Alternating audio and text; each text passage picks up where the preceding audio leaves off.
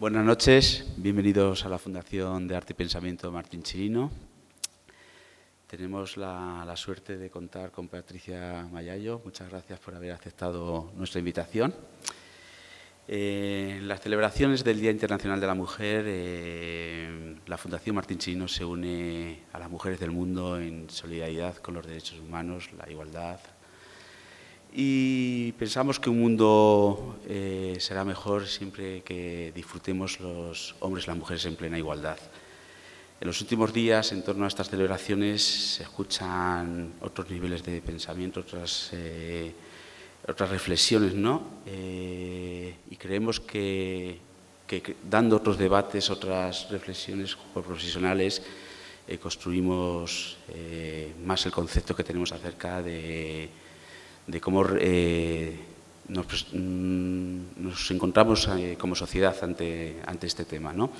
Creo que todos tenemos un concepto claro de cómo construimos nuestro género, pero no lo expresamos de una forma tan abierta como es en el marco de estos días, ¿no? Cómo construimos y cómo celebramos, o sea, cómo realizamos nuestra identidad masculina femenina. Si el año pasado la profesora Beatriz Blasco nos daba una conferencia que bajo el título de Más que musas, en las que hablaba de cómo a lo largo de la historia esas mujeres que realmente tenían que haber sido protagonistas de la historia del arte aparecían al margen, ¿no? Mujeres que fueron protagonistas de primer término, que fueron musas, que ayudaron y que por los motivos que todos sabemos, pues fueron relegadas, ¿no? Esos capítulos. En esta conferencia que hoy va a impartir Patricia Mayallo, pues Consagrarse modernas, mujeres artistas en las vanguardias históricas, analizará las estrategias que desplegaron las mujeres artistas en la primera mitad del siglo XX, ¿no? Para posicionarse dentro de un espacio simbólico en la modernidad que había sido definido en términos masculinos. Es el astra que ella nos ha pasado y que hemos pasado en la nota de prensa. Patricia Mayallo tiene máster de arte en la Case Western Reserve University en Estados Unidos, doctora en Historia del Arte por la Universidad Autónoma de Madrid, es profesora titular del Departamento de Historia y Teoría del Arte de la Universidad Autónoma. Sus líneas de investigación se centran en la historia de las mujeres artistas, la historiografía y las prácticas artísticas feministas y el arte contemporáneo español. Es autora, entre otras muchas publicaciones, de los libros Arte en España, Ideas Prácticas Políticas, Cátedra 2015, Cuerpos Sexuados, Cuerpos de Reproducción, Frida Kahlo contra el mito, Historia de Mujeres, Historias del Arte, Louis Bourgeois. Ha coeditado los libros Territorios que Importan, Género, Arte y Ecología y Making Art History in Europe After 1945. Y ha sido comisaria de las exposiciones Territorios que Importan, Género y Arte, Ecología, en Huesca, en el Centro de Arte y Naturaleza, Genealogías feministas en el arte español, en el MUSAC. Así que nada, les dejo con ella y reitero el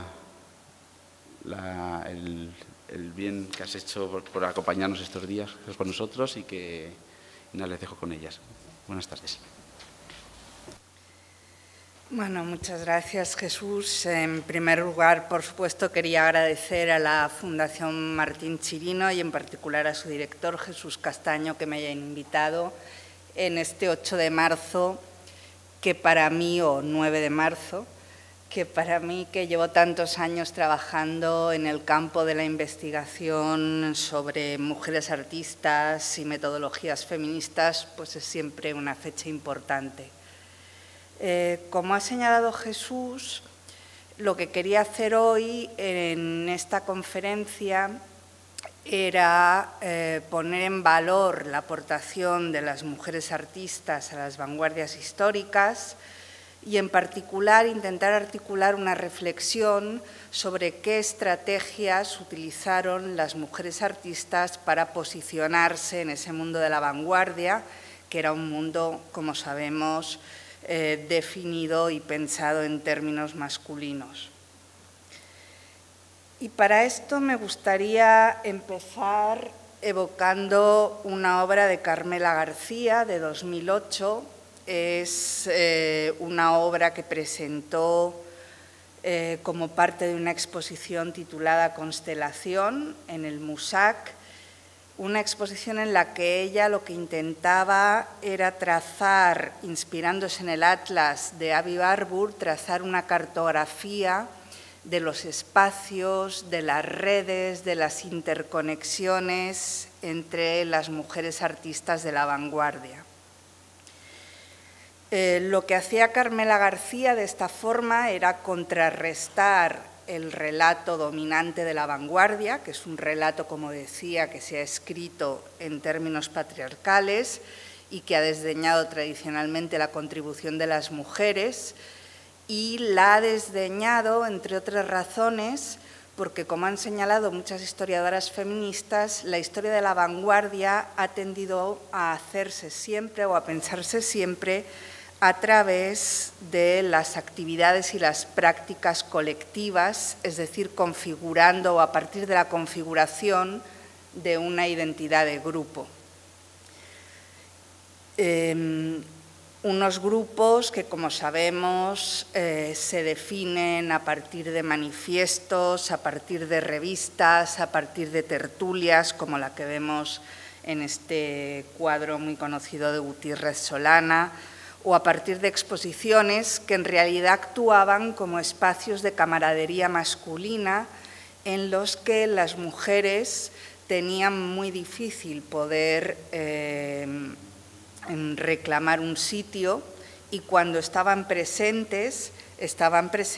generalmente en calidad de musas, de esposas o de colaboradoras de los protagonistas masculinos. Esto a pesar de que cuando empezamos a investigar a fondo lo que ocurre en el territorio de la vanguardia, vemos que, contrariamente a lo que se piensa, había muchas mujeres artistas trabajando en el campo de la vanguardia. Catherine Gonard y Elisabeth Lebovici, en este libro que dedicaron a las mujeres artistas en París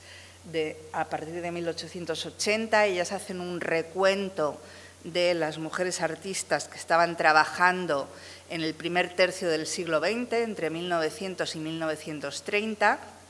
y llegan a la conclusión de que había más de 3.000 mujeres en activo en ese momento, y de hecho hacen un relato o una relación pormenorizada de todas esas artistas que estaban trabajando en la ribera izquierda del Sena. Sin embargo, a pesar de esta presencia que era numerosa de mujeres y a pesar de toda esta aportación que realizaban las mujeres a los grupos de vanguardia, cuando miramos todos los retratos icónicos de la vanguardia, todos esos retratos a través de los cuales se define la identidad de grupo, como las fotos de grupo de los dadaístas o de los surrealistas, vemos que no aparece ninguna mujer o prácticamente ninguna mujer. En algunos casos, de hecho, como ocurrió en la escuela de la Bauhaus, que en un inicio llegó a tener casi un 50% de estudiantes de sexo femenino, esto a Walter Gropius, el primer director de la Bauhaus, le parecía un problema porque le parecía que iba a degradar el prestigio de la escuela y dio instrucciones explícitas de que se redujese el número de mujeres matriculadas. Y en ese sentido no es de extrañar que, a pesar de que también había muchas mujeres en la Bauhaus, si miramos los retratos de grupo del profesorado, y en particular este retrato muy conocido de los profesores de la Bauhaus en la segunda sede de Dessau, vemos que solo figura una mujer, que era la profesora Gunther Stolz, que era una profesora a la que además se había destinado al taller de tejeduría, no era el textil, no era en origen su ámbito de especialización, pero se la destinó al taller textil porque se pensaba que era lo más apropiado para una mujer, y a la mayor parte de las estudiantes de la Bauhaus, mujeres, se las redirigía a ese taller de textil. Hay un libro muy interesante de Alan Bownes, The Condition of Success, donde él reflexiona sobre cómo llega un artista en la modernidad a hacerse famoso, cómo llega a consagrarse un artista. Y él propone un paradigma que luego se ha utilizado mucho, el esquema de los círculos de reconocimiento. Bownes ve la trayectoria de un artista hacia la consagración como una serie de círculos acumulativos de reconocimiento a través de los cuales se va consolidando esa consagración pública. Él en concreto habla de 4 círculos para llegar a ser un artista consagrado en el arte moderno. Tienes que atravesar estos 4 círculos. El primer círculo, según Bownes, está compuesto por los pares, es decir, el primer paso es ser reconocido por tus pares, por otros artistas, por escritores, por amigos, por esas personas que configuran o que configuraban en este caso los grupos de vanguardia. Luego hay un segundo círculo de reconocimiento, que es el que está compuesto por los especialistas, por los críticos, por los comisarios, por los directores de museo, mientras que el tercero se organiza en torno a los coleccionistas y los marchantes, y una vez que un artista ha sido reconocido en todos estos círculos, pasa a lo que sería el cuarto círculo de reconocimiento, que sería ya el círculo del público, ¿no? Y sería donde llegaría a ese nivel de la consagración pública. Si nos fijamos en estos círculos de reconocimiento de Bownes, podemos entender un poco por qué las mujeres artistas tuvieron tantos problemas a la hora de labrarse un hueco en la historia de la vanguardia, porque todavía hoy, aunque las cosas afortunadamente han cambiado mucho, cuando leemos los libros de historia del arte sobre la vanguardia, mayoritariamente vemos nombres masculinos, vemos nombres de hombres. Y una de las dificultades que se encontraron las mujeres para llegar a consagrarse como artistas modernas fue precisamente la de ese primer círculo de reconocimiento, la dificultad que tuvieron para ser aceptadas como iguales, para ser reconocidas por sus pares, para formar parte de esas fotos de grupo, de esos círculos de socialización masculina, que eran el primer paso imprescindible para poder ser reconocidas en los otros círculos. En ese sentido, a mí me interesa reflexionar en esta conferencia sobre algunas preguntas. Me interesaría reflexionar o preguntarme cómo lidiaron las mujeres artistas con estas exclusiones, con esta falta de reconocimiento de sus pares, cómo lograron construirse como artistas modernas en un entorno que estaba definido en términos patriarcales y en términos masculinos, cómo consiguieron negociar esa condición tan resbaladiza que suponía formar parte de los círculos de vanguardia y al mismo tiempo no ser plenamente aceptadas en ellos.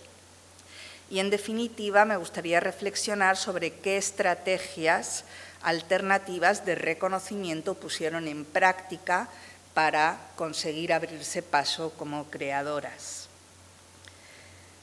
Para poder responder a algunas de estas preguntas, me parece muy importante dejar de describir siempre a las mujeres en función de sus colegas masculinos y en relación a ellos, y empezar a pensar en las relaciones de las mujeres entre ellas, de una forma similar a como lo hacía Carmela García en su obra Constelación. En ese sentido, para ver qué estrategias de consagración y qué estrategias de búsqueda de reconocimiento llevaron a cabo las mujeres, me parece muy importante dedicar unos momentos a pensar sobre los espacios y las redes femeninas, los espacios y las redes que las mujeres construyeron como espacios de socialización y de apoyo mutuo. Estas redes empiezan a gestarse desde el siglo XIX, ya en la segunda mitad del siglo XIX nos encontramos con escuelas dedicadas específicamente a la enseñanza artística para mujeres, porque, como sabemos, las mujeres durante todo el XIX tuvieron muchísimos problemas para ser aceptadas en las academias y en las escuelas de bellas artes oficiales, y de hecho no fue hasta principios del XX cuando ya lograron ser admitidas en el sistema de enseñanza oficial. En ese sentido se van creando escuelas artísticas para mujeres, como esta que vemos aquí, la South Kensington School of Art, escuelas artísticas que muchas veces se centraban en la enseñanza del dibujo y en la enseñanza de las llamadas artes aplicadas, que eran las esferas de creación artística que se consideraban más propias de las mujeres. También, conforme nos vamos acercando al último tercio del siglo XIX, empieza a haber algunas artistas de éxito, algunas artistas que habían logrado una posición destacada, que empiezan a abrir sus estudios a otras mujeres y se convierten en sus maestras. Empiezan a dedicar sus estudios a ser o funcionar como espacios de enseñanza para otras mujeres, incluso llegándoles a ofrecer la oportunidad de pintar el modelo desnudo, que era una de las grandes prohibiciones que tuvieron las mujeres artistas también hasta empezado el siglo XX. No podían practicar el dibujo del desnudo del natural, lo que significaba en ese momento que no podían practicar determinados géneros como la pintura mitológica, la pintura de historia, la pintura religiosa, que eran considerados, sobre todo la pintura mitológica y la de historia, en la cúspide de la jerarquía académica. Dentro de esta creación de redes y de espacios femeninos,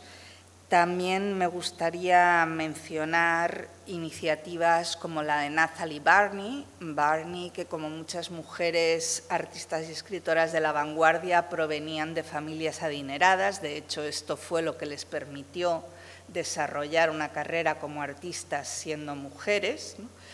Y algunas de ellas dedicaron esos recursos familiares, esos recursos económicos a apoyar a otras mujeres. Es el caso de Barney, que creó un famoso salón lésbico que tenía lugar en su casa de la Rue Jacob, en París, por el que pasaron personajes muy conocidos de la vanguardia como Gertrude Stein o como Colette. Y también creó la Académie des Femmes, la Academia de las Mujeres, que era una respuesta a la Academia Francesa, que hasta 1980 no permitió la entrada de ninguna mujer, ¿no? También otro espacio que las mujeres, o otro tipo de espacios que las mujeres van a desarrollar para construir estas redes de apoyo mutuo, van a ser las exposiciones de mujeres. Dadas las dificultades que tenían las mujeres en la vanguardia para hacerse visibles en las exposiciones mixtas, en las exposiciones con sus compañeros varones, una de las estrategias que utilizaron fue la de organizar exposiciones exclusivamente para mujeres. Vemos esta del Club Argentino de Mujeres, podríamos mencionar también, por supuesto, las exposiciones de mujeres artistas que organizó el Liceum Club Femenino en Madrid a partir de 1926, o las exposiciones anuales que organizaba una sociedad como la de Les Femmes Artistes Modernes en París,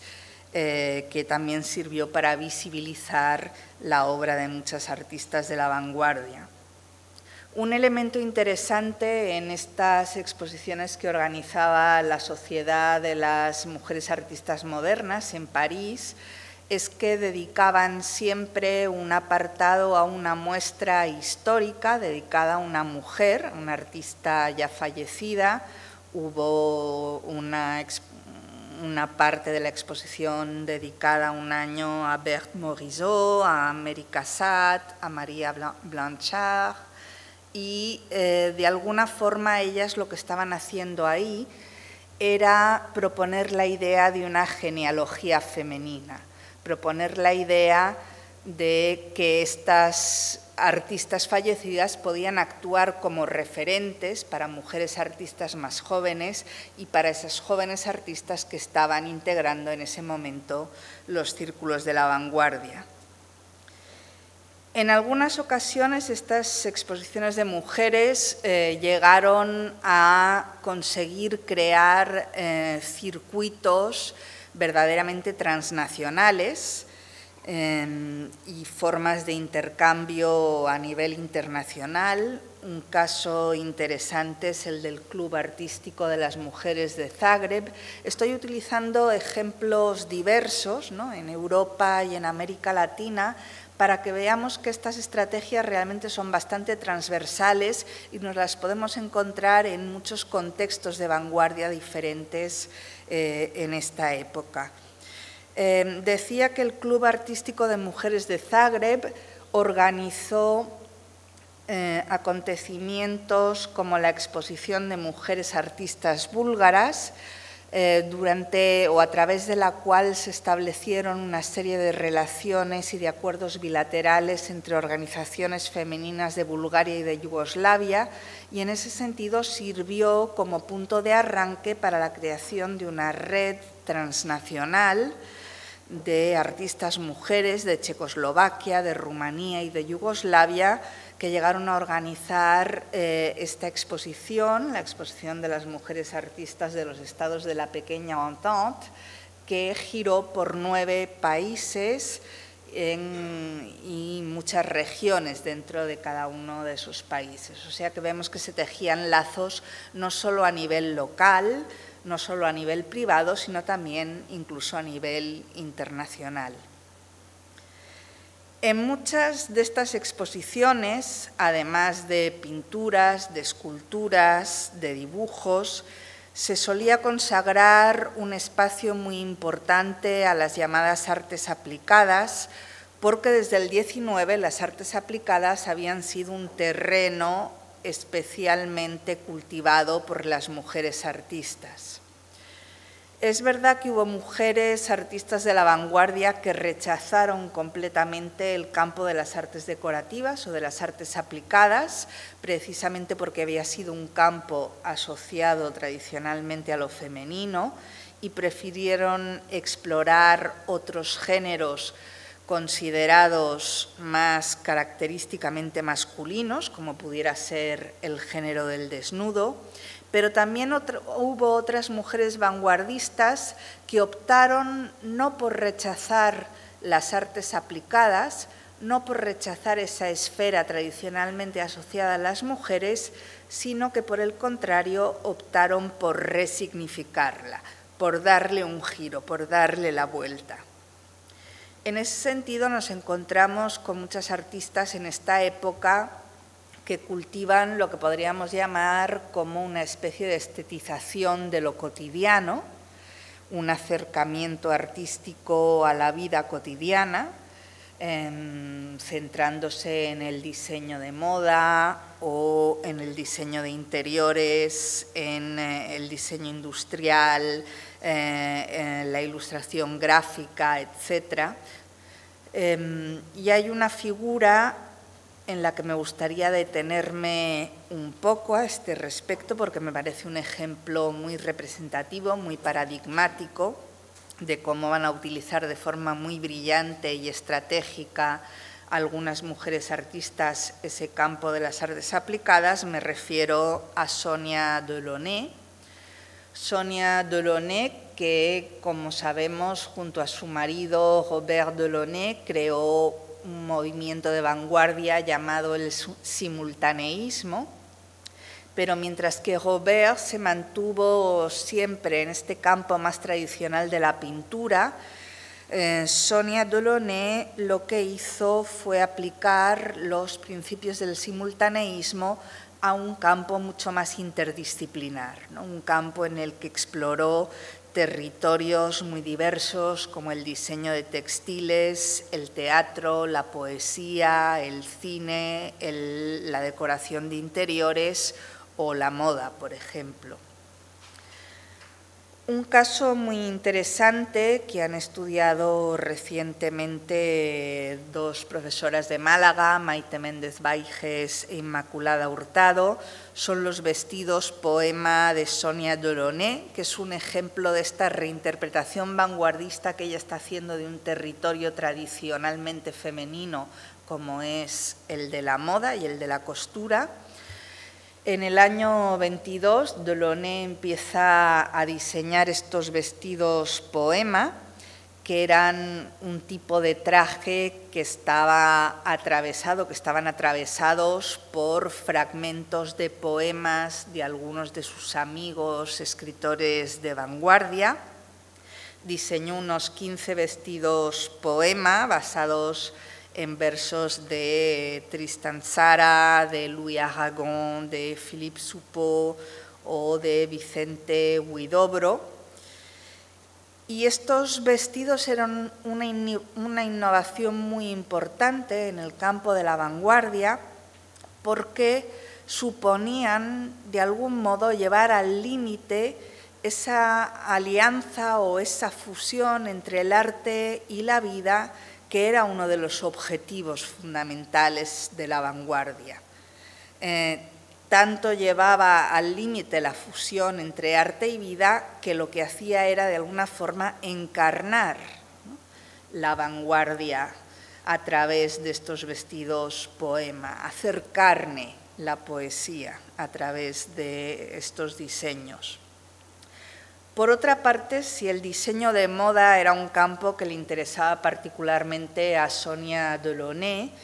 es también porque estaba muy ligado a un nuevo modelo de mujer moderna que estaba emergiendo precisamente en esos años, en los años 20,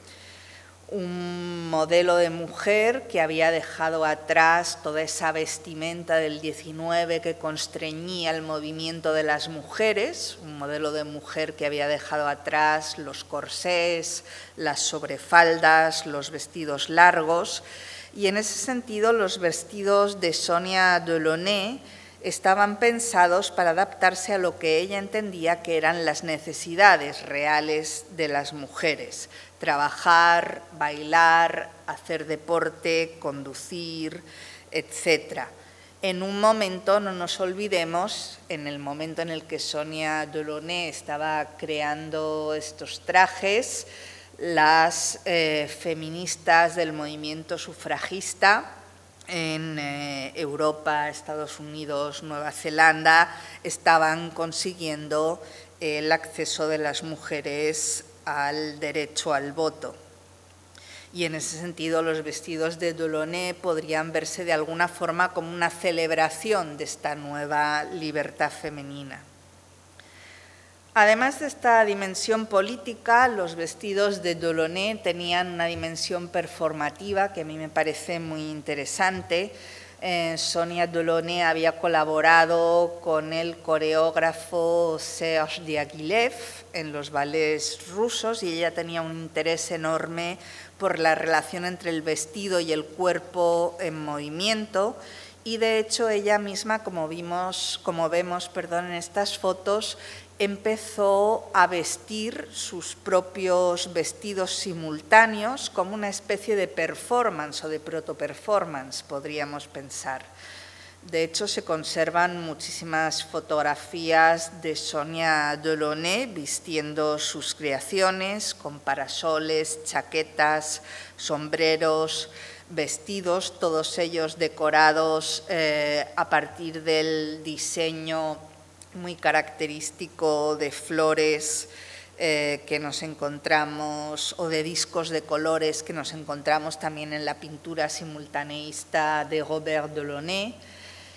Y más aún, no solo diseñó todos estos trajes, sino que convirtió el apartamento que compartía con su marido y en el que recibían a los artistas y escritores de la vanguardia parisina, lo convirtió en una especie de primer escaparate de sus creaciones, donde todo estaba diseñado por ella: los cojines, las cortinas, las alfombras, las pantallas de las lámparas, las cubiertas de los libros e incluso los trajes de las habitantes de la casa de la propia Sonia Delaunay, que se fundían en una especie de única creación con este entorno, con esta idea de obra total que es pura y verdaderamente vanguardista. Bien, parece claro que esta estrategia de vestir sus propios vestidos no solo era una estrategia creativa, sino que también era evidentemente una estrategia comercial, era una forma de autopromoción, porque Sonia Delaunay no solo fue un personaje muy importante de la vanguardia, sino que fue una empresaria de éxito.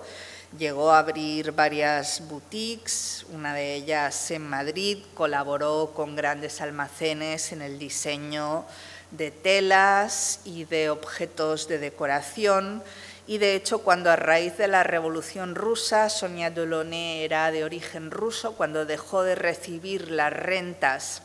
familiares que provenían de Rusia, ella empezó a desarrollar todas estas actividades comerciales como una forma de salir adelante, ¿no? Como una forma de poner en práctica los principios del simultaneísmo, pero también como una forma de subsistir económicamente ante la nueva condición que tenía que atravesar. En ese sentido, vestir sus creaciones era una forma de promocionar lo que hoy llamaríamos su marca, pero también era una forma de afirmar su lugar dentro de la vanguardia, porque, como veremos, una de las estrategias más importantes que desarrollarán las mujeres artistas de la vanguardia para conseguir infiltrarse o integrarse en esos círculos masculinos muchas veces tendrá que ver con la construcción de su propia imagen, con la construcción de su propia figura.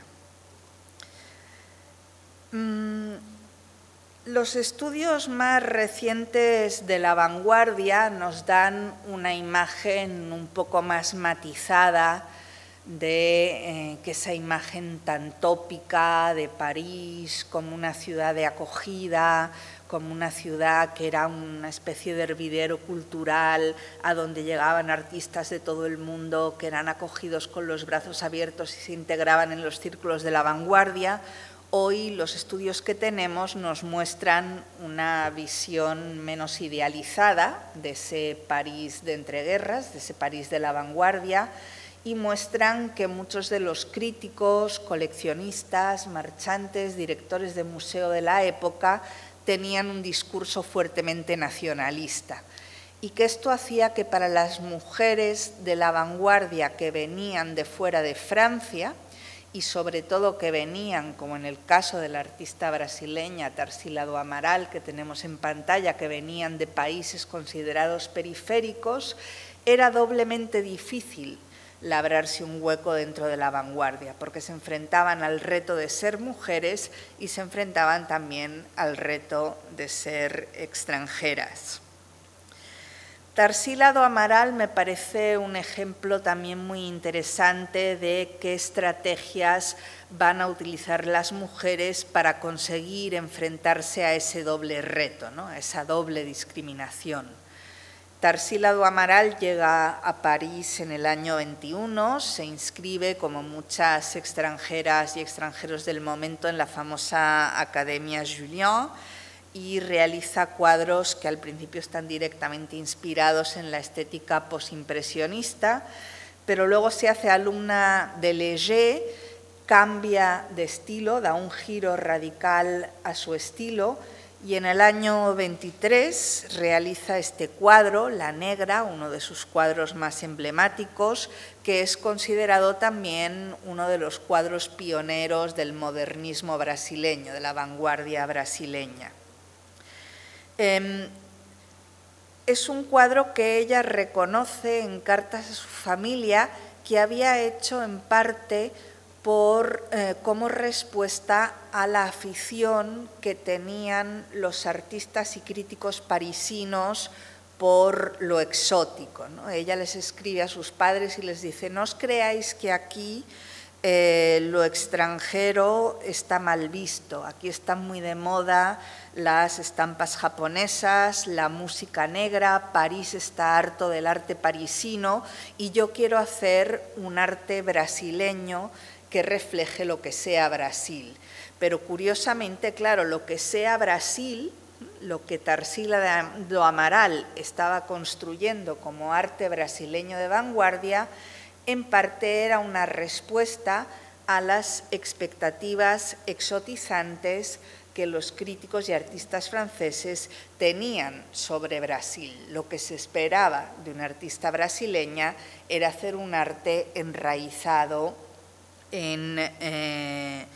las costumbres ancestrales y las raíces africanas de Brasil. Tarsila do Amaral combinaba esta estrategia, la de intentar construir un modernismo en términos brasileños, con una cuidada construcción de su imagen pública, proyectando una imagen muy calculada de mujer moderna, ¿no? Mientras que en su cuadro La Negra está remitiendo a todas estas tradiciones precoloniales de Brasil, al mismo tiempo vemos cómo se autorretrata ella, se autorretrata como una mujer europea, además con determinadas señas de identidad. No es una casualidad que en ese autorretrato que vemos a la derecha, el autorretrato con abrigo rojo, se retrate con un abrigo de Paul Poiret, que era el modisto de moda por aquel entonces en el París moderno. Es decir, aprovecha un determinado capital simbólico y aprovecha evidentemente también la posición de privilegio que suponía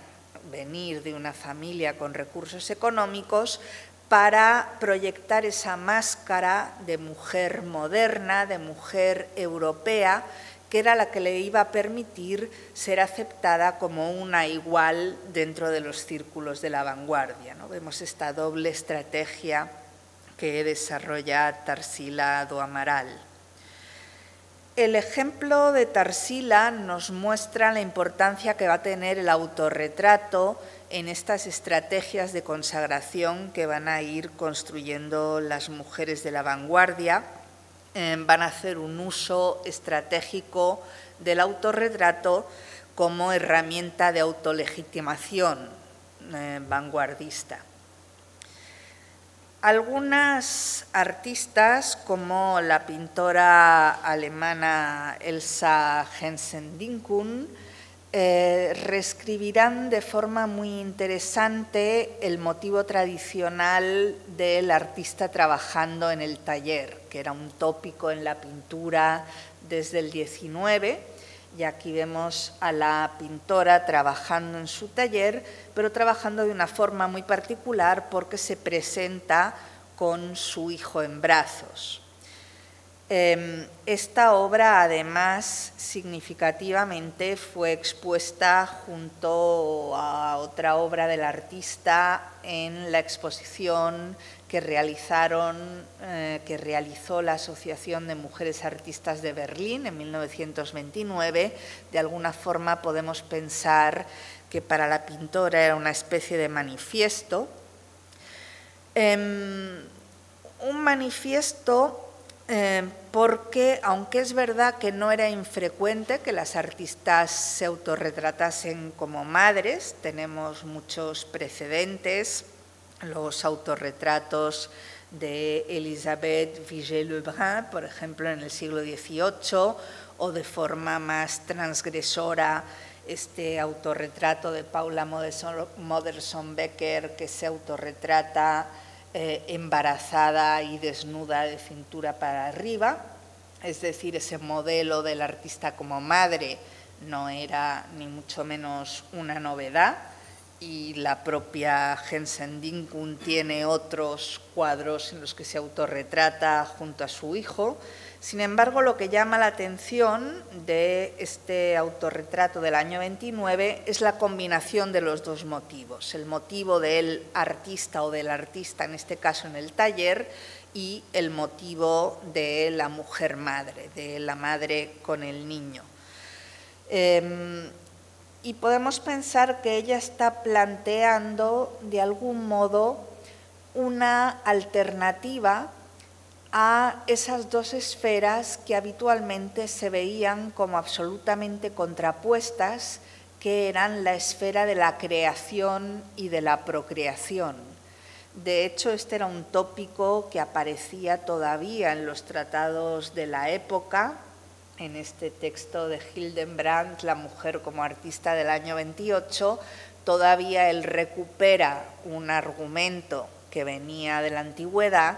que es la idea de que la genialidad solo podía ser masculina porque las mujeres estaban destinadas a la procreación y, por tanto, al hombre le correspondía el ámbito de la creación. Si vemos este autorretrato de la pintora alemana, vemos como el niño de alguna forma está haciendo de puente entre esos dos roles, entre el rol maternal y el papel como artista, y de alguna forma está conciliando esas dos esferas que normalmente se consideraban como irreconciliables. Otros autorretratos interesantes de esta época son los que nos proporcionan las artistas lesbianas, artistas como Lotte Lersenstein, por ejemplo, que se representan a sí mismas con mucha frecuencia con rasgos andróginos, desdibujando esas fronteras entre lo femenino y lo masculino y subvirtiendo, por tanto, las identidades de género establecidas. Y en ese sentido me parecen también muy llamativos, muy interesantes los autorretratos de Florence Henry, que vemos que cultiva también una imagen moderna, una imagen andrógina, pero que además está jugando en estas fotografías, en estos autorretratos fotográficos, con ese motivo barroco del cuadro dentro del cuadro, donde no sabemos lo que es ilusión, lo que es realidad, pero también donde nos está hablando de un autorretrato, de la posibilidad de un autorretrato que desborde los límites de la representación convencional y que se haga otra vez encarnado, ¿no? Un autorretrato encarnado que desborde los límites del marco. Un artista que yo creo que explorará mucho esta idea del autorretrato encarnado y del autorretrato expandido fue la española Maruja Mayo. Maruja Mayo, que fue una de las pocas mujeres artistas españolas que estuvo en los considerados espacios importantes, espacios masculinos de la vanguardia española de la época, frecuentó el círculo de la residencia de estudiantes, frecuentó también el grupo de la llamada Escuela de Vallecas. La Escuela de Vallecas,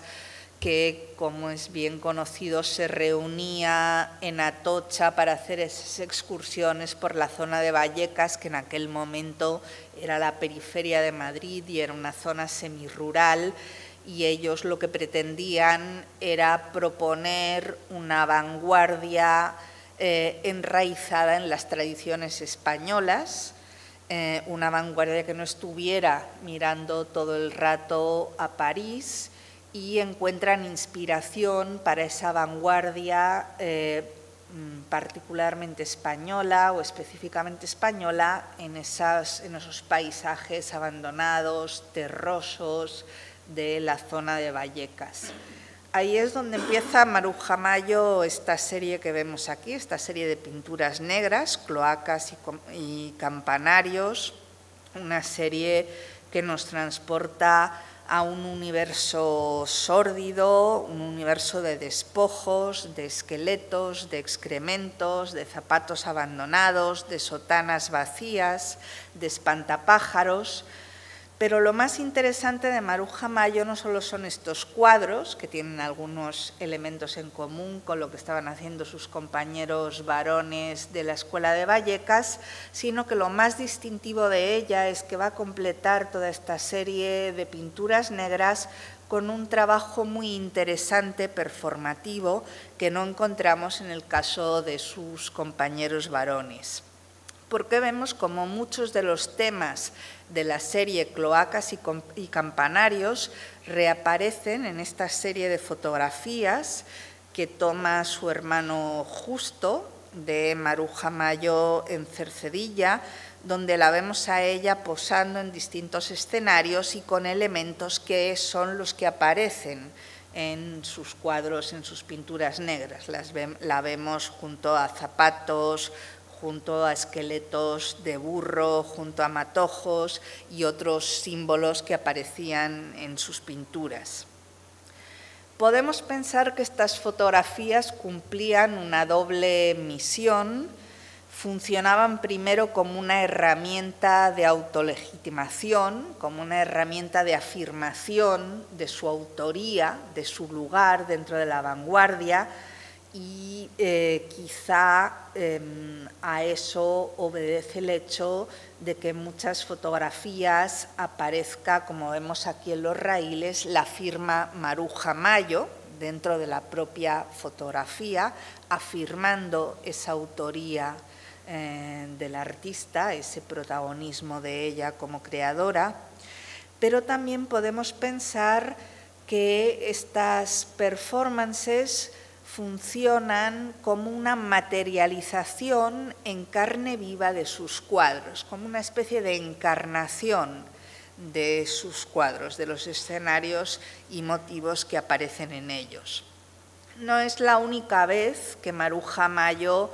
va a hacer este acto de encarnar sus obras. Pongo otro ejemplo, esta fotografía de 1937, en la que Maruja Mayo, ya en este momento emigrada a Argentina, se fotografía junto a su cuadro Arquitectura Humana,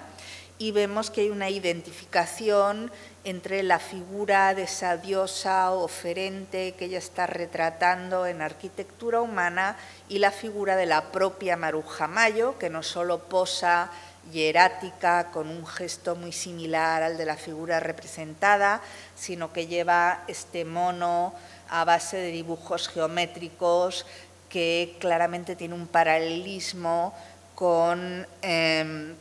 esa trama geométrica de rayas verticales y horizontales que conforma la red que envuelve la diosa oferente. Es decir, hay una identificación de Mayo otra vez con los motivos de sus cuadros.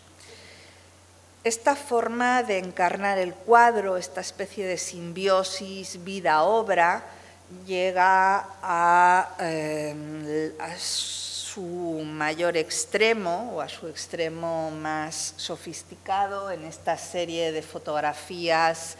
que Maruja Mayo realiza junto a Pablo Neruda durante un viaje que hizo con Neruda por la costa del Pacífico,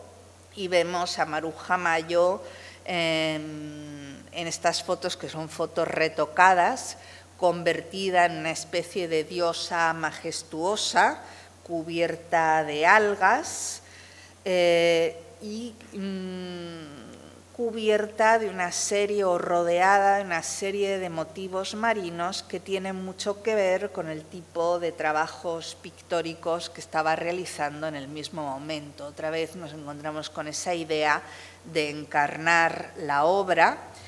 hasta llegar a esta imagen donde vemos a Maruja Mayo alzándose majestuosa sobre la arena, el cuerpo cubierto por esta inmensa túnica de algas, en una imagen que tiene muchísimo que ver con esas estatuillas de diosas oferentes cretenses que habían sido encontradas en el Palacio de Nosos y que Maruja Mayo conocía muy bien porque ella estaba al tanto de todo el trabajo que había hecho el arqueólogo Arthur Evans en el yacimiento cretense, y de hecho la propia Maruja Mayo había realizado una serie de viñetas para la Revista de Occidente donde ya aparecía esta figura de la diosa de las serpientes o de la diosa oferente. Y años después es la propia Maruja Mayo la que se ha convertido en diosa madre, llevando al límite esa confusión entre vida y obra, ¿no? Esa especie de autorretrato encarnado al que me refería al principio. Bien, este trabajo de construcción de su propia imagen, y este va a ser el último epígrafe de esta conferencia, este trabajo de autoconstrucción de su propia imagen que cultivan muchas mujeres artistas de esta época, también está muy relacionado o se extiende muchas veces a los propios espacios de trabajo en los que viven y crean estas artistas. Es muy conocida toda la mitología que se teje a partir del XIX en torno a este espacio que es el taller del artista y cómo el taller del artista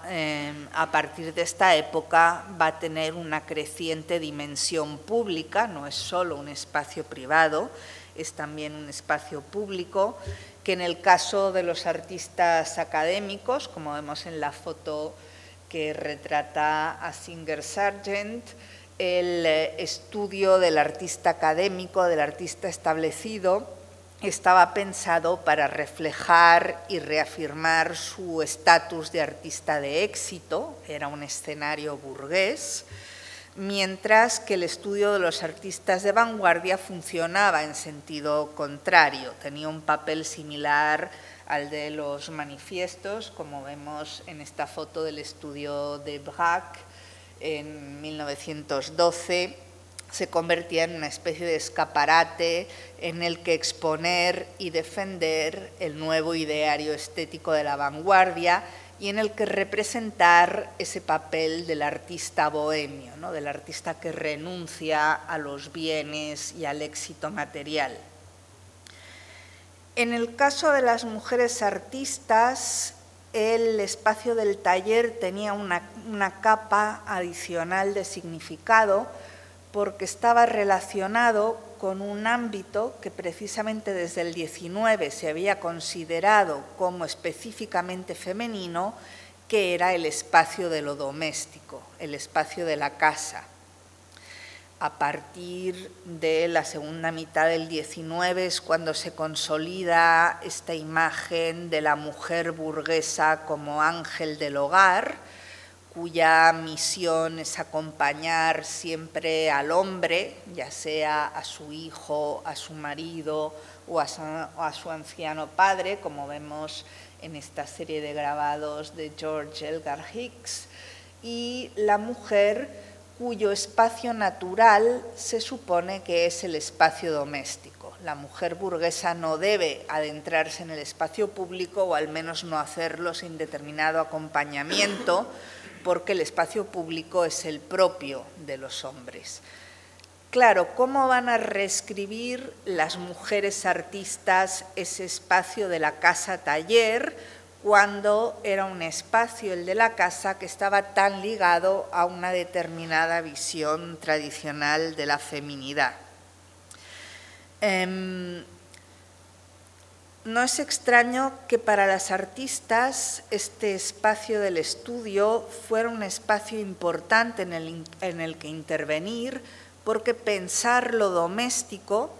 era pensar la feminidad desde un lugar diferente al establecido, ¿no? Era interrogarse desde otro lugar sobre ese ámbito que se consideraba que era el natural o el propio de las mujeres. Y muchas artistas de la vanguardia consideraron, como decía antes, los talleres como una prolongación de su obra, de su trabajo artístico. Fue el caso de Romaine Brooks, que tenía decorada toda su casa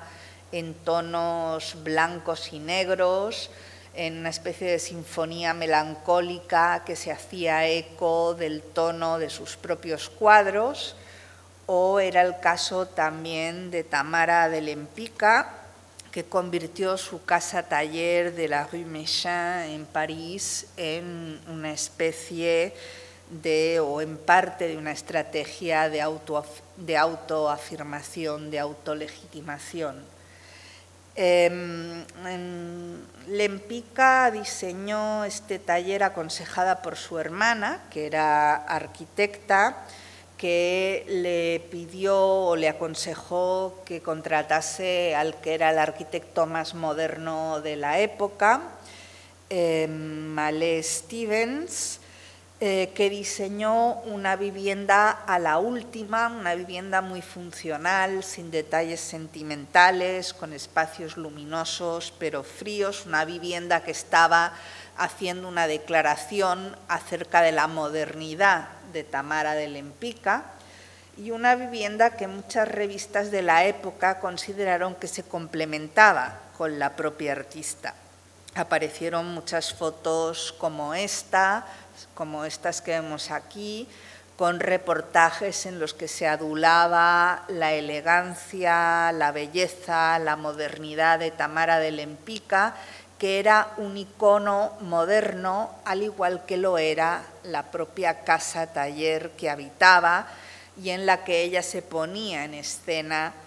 delante de sus compañeros de la vanguardia. Era un lugar en el que recibía artistas, escritores, etc., y escenificaba ese papel de mujer sofisticada, de mujer moderna. Otro ejemplo con el que voy a terminar de esta utilización que hicieron las mujeres de la vanguardia del espacio de la casa-taller como una herramienta de autoafirmación es el caso de los talleres de Georgia O'Keeffe en Nuevo México.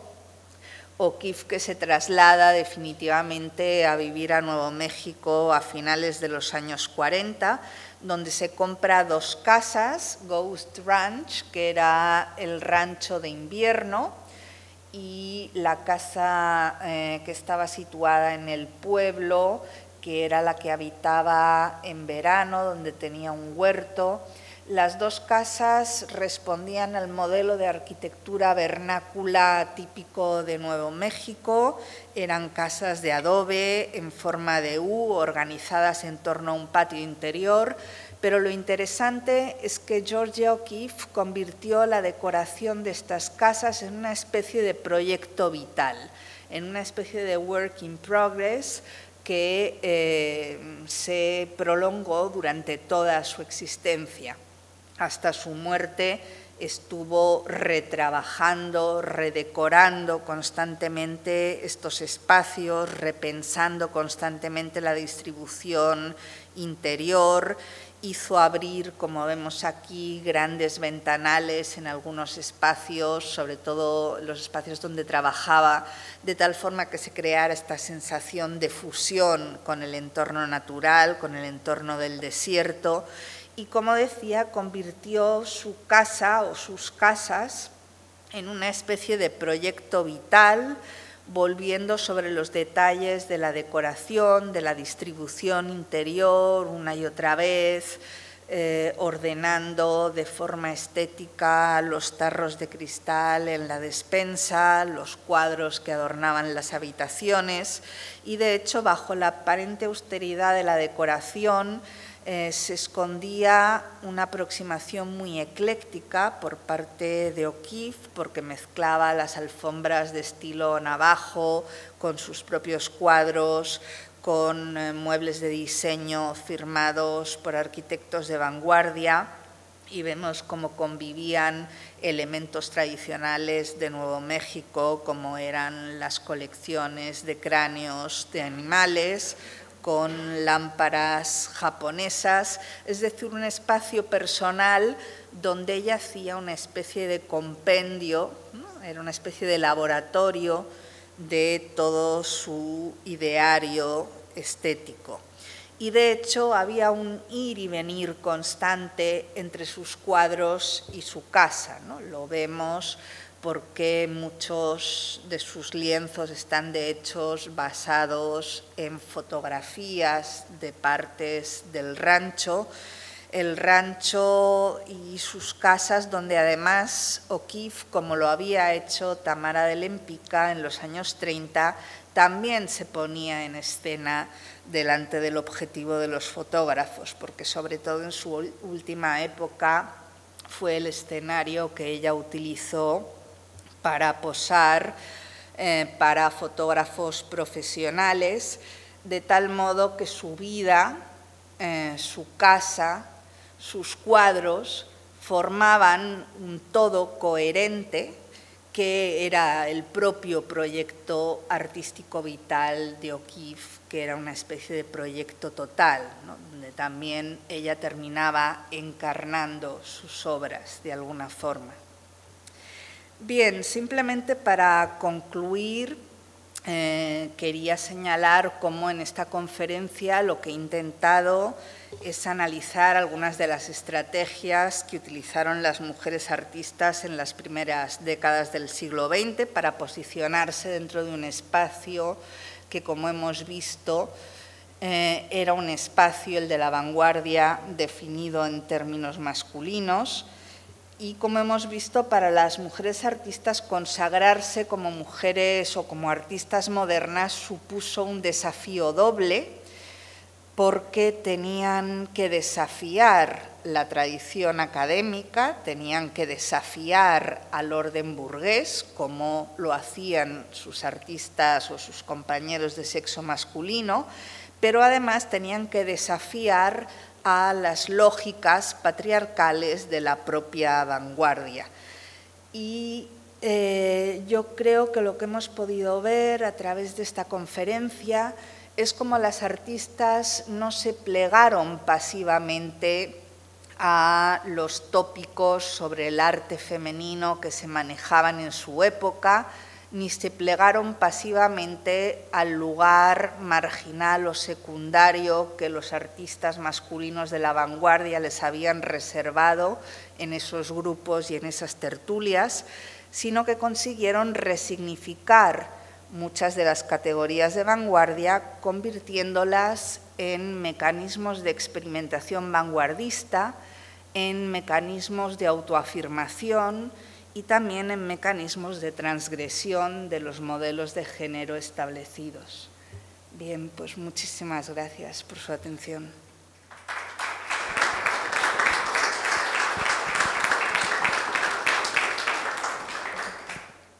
Gracias, Patricia. No sé si admites alguna pregunta. Sí, claro. ¿Tienen ustedes alguna pregunta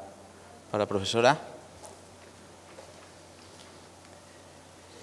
Yo, Patricia, saltando un siglo, en la actualidad, la contemporaneidad, resulta que, por ejemplo, me llama la atención, ¿no? En la pasada edición de Arco de este año hubo un movimiento, el 7%, ¿no? Resulta que de las ventas de la obra de arte, solo un 7% correspondía a obras realizadas por mujeres. No sé si ese 7% se debe a que solo el 7% se representa en la feria o tengo cuestiones que que me cuestiono, por ejemplo, hoy en día creo que no tienen los impedimentos, las mujeres hoy artistas no tienen los impedimentos que tenían hace un siglo, no tienen, por ejemplo, tienen facilidad de acceso a la Escuela de Bellas Artes, las galerías, yo creo, bueno, aquí tenemos una galerista, no creo que margine a un sexo determinado, ¿no? Pero, ¿qué crees tú que puede ser el problema este del 7% o...? A ver, yo no soy una experta en mercado del arte, pero a tenor de los estudios que se publican, el ámbito del mercado es uno de los espacios menos igualitarios, es decir, en otros espacios, en el ámbito de las colecciones de museos, de las exposiciones, no es que haya una situación de paridad, pero sí que hay una desigualdad menor, hay una presencia mayor de mujeres artistas, sobre todo en la contemporaneidad. En el campo del mercado, realmente en España las cifras son escandalosas. Yo no tengo una respuesta única, creo que probablemente tendrá que ver con los modos de funcionamiento del propio mercado, cómo operan esos círculos de reconocimiento, pero también yo creo que los problemas a los que se enfrentan las mujeres artistas en realidad son los problemas a los que se enfrentan todas las mujeres, es decir, las dificultades para conciliar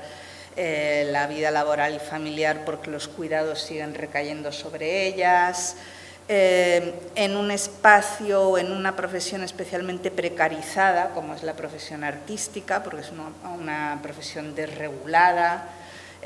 Yo imagino que todos esos factores intervienen. Ahora bien, no conozco tan bien el campo del mercado del arte como para saber por qué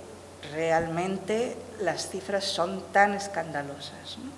Es que llama la atención. Porque llama la atención, sí, porque en otros campos se ha avanzado mucho más, ¿no? Bueno, yo puedo dar una pequeñita opinión como galerista. Como galerista, yo desde luego en mi galería llevo a rajatabla lo de ahora mismo tengo una colectiva de artistas coreanos y tengo paridad total y absoluta, mujeres y hombres, y además en una generación que es muy difícil, era muy difícil conseguir una mujer coreana que fuese artista, porque son todos de 60 para arriba. Ahora ya hay más mujeres coreanas que artistas. Yo pienso que más, sí, bueno, que ese tanto por ciento mínimo, es simplemente se debe que a las personas que venden, a los vendedores, que son los galeristas, y también ahora hay los asesores de colecciones y tal, y no sé qué, que suelen ser hombres, en primer lugar, son hombres, aunque digan, ay, es que es una profesión de mujeres, no, hay más hombres que mujeres como galeristas, y con más poder también. Pero el coleccionista, que suele ser mayoritariamente hombre, elige siempre a un hombre, y elige a un hombre porque es más conocido. Es lo que yo me he encontrado en la feria, que me dicen, yo les presento tanto al hombre como a la mujer, pero dice, es que no es conocida. Entonces no compran porque no es conocida. El problema está en esa cuestión de la gente que va a comprar lo que conoce o lo que no conoce, que es absurdo, ¿no? Porque yo, desde luego, como coleccionista que lo soy, no voy a comprar porque sea conocido o desconocido, sino simplemente porque sea bueno o sea, porque sea bueno, ¿no? Pero normalmente las personas que compran son hombres y las personas que compran no tienen ese criterio tan, por lo menos en España. Y fuera son los hombres mayoritariamente los que compran. Pienso yo que puede ser eso. Como los directores de museos, bueno, ahora ya está cambiando un poco la cosa, pero los directores de museos siempre fueron varones, etcétera, etcétera, etcétera. Pienso yo que puede ser, no lo sé.